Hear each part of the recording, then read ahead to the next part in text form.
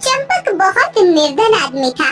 एक टूटे फूटे घर के सिवा उसके पास और कुछ भी नहीं था।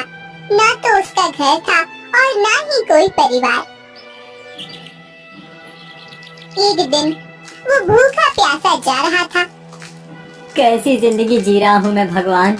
ना तो मेरे पास पैसे हैं और ना ही मेरा कोई परिवार है। ऐसी जिंदगी जीने से तो अच्छा है कि मैं मर ही जाऊं।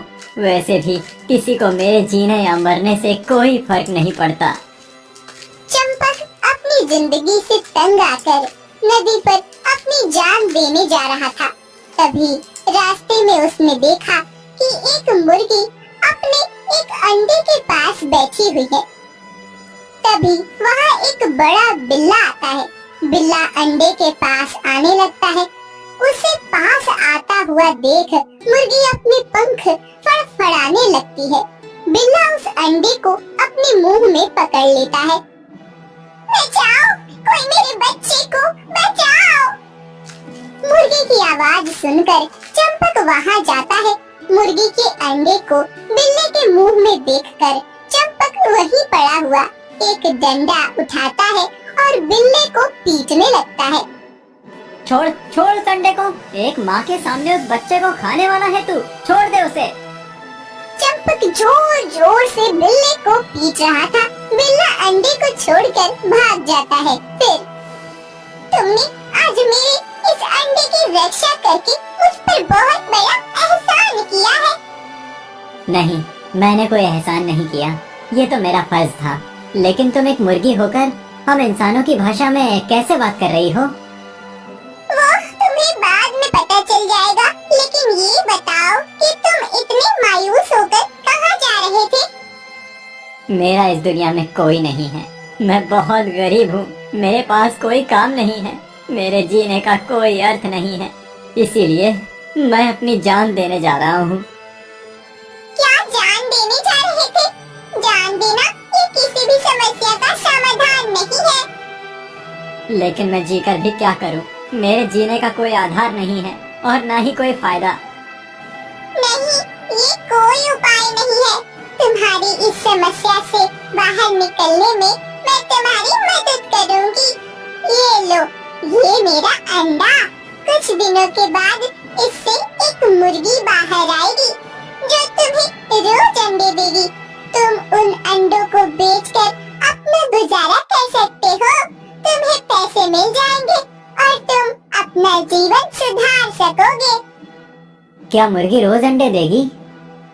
हाँ, समय आने पर तुम्हें सब पता चल जाएगा कि ये सब क्यों और कैसे हो रहा है।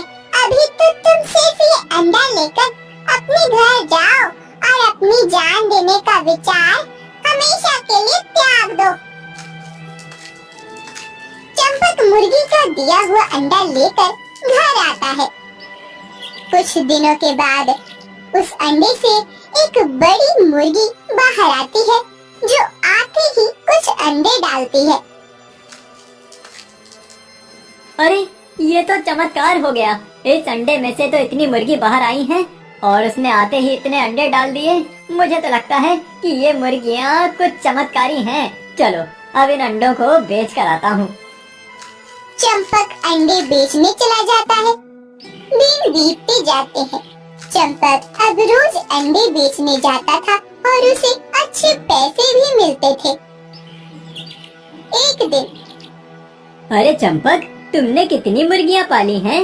रोज अंडे बेचने जाते हो। राव जी, मैंने तो एक ही मुर्गी पाली है। मेरे पास ज्यादा मुर्गियाँ रखने की जगह कहाँ है? क्या?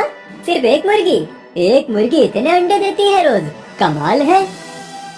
हाँ, मेरी मुर्गी कमाल की तो है। कुछ दिनों के बाद उस राज्य के महाराज की पत्नी बहुत बीमार हो जाती है। उनकी कमजोरी किसी भी औषधि से कम नहीं हो रही थी। तब महाराज, महारानी इतने दिनों से बीमार हैं, उनकी कमजोरी ठीक होने का नाम ही नहीं ले रही। अगर ऐसा ही चलता रहा तो महारानी का स्वास्थ्य और बिगड़ सकता है। मैं तो उसी के बारे में विचार कर रहा हूँ महामंत्री जी, परंतु समझ नहीं आ रहा कि ऐसा क्या उपाय करें कि महारानी की कमजोरी कम हो जाए। वैद्य जी की सभी औषधि देकर देख ली, कई प्रकार के सूखे मेवे और फलों का रस भी महारानी को पिलाया, उत्तम प्रकार का भोजन दिया, गाय का शुद्ध दूध और घी भी खिलाया, परंतु महारानी के शरीर में शक्ति आई नहीं रही। 2 कदम चलते ही महारानी गिर जाती हैं। उन्हें ऐसे सदा सोए हुए देखना भी मुझे अच्छा नहीं लग रहा। मुझे उनके स्वास्थ्य की बहुत चिंता हो रही है। महाराज, मैंने कहीं सुना था कि यदि किसी बीमार या कमजोर व्यक्ति को देसी मुर्गी के अंडे खिलाए जाएं, तो उसमें तुरंत शक्ति